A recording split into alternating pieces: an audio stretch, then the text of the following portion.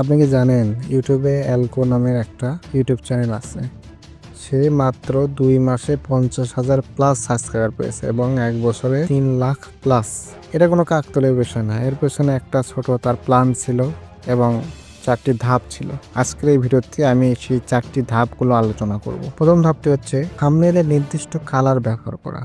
তার প্রত্যেকটি থাম্বনেইলে দেখবেন রেড এবং গ্রিন থাম্বনেইল ইউজ করছে। দর্শকদের কাছে ভিজুয়ালি ভাবে ইফেক্ট পড়ছে, যার কারণে তারা ইউটিউবে রেড এবং গ্রিন থাম্বনেইল দেখলেই তাতে বুঝতে পারে এটা হচ্ছে অ্যালগো চ্যানেলের একটা ভিডিও। এর ফলে কি হয়?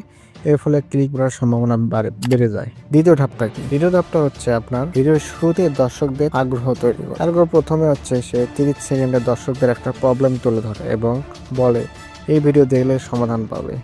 এই দর্শকদের হচ্ছে আপনার ভিডিওটা দর্শকদের কাছে ইন্টারেক্টিভ হয়। তৃতীয় ধাপ কি? তৃতীয় ধাপ হচ্ছে সাসপেন্স তৈরি করা। ধরেন আমি 4টা টিপস দেবো, কিন্তু শেষেরটা সবচেয়ে বেশি গুরুত্বপূর্ণ, এইরকম বলে একটা সাসপেন্স তৈরি করে। 4 নম্বর ধাপটা হচ্ছে যেই কন্টেন্টটা দেখলে মানুষের উপকার হবে এইরকম কন্টেন্ট হচ্ছে প্রোভাইড করা মানুষকে। যেমন হচ্ছে থাম্বনেইল ডিজাইন করলা, যে কি রকম থাম্বনেইল একটা সাসপেন্সে দেওয়া, যেমন তার ভিডিওতে আমরা দেখলে বুঝতে পারি। সে কারণে এত দ্রুত মানুষ তার কাছে ফর্সা পেয়েছে, এত দ্রুত হচ্ছে চ্যানেলটা গেইন করছে।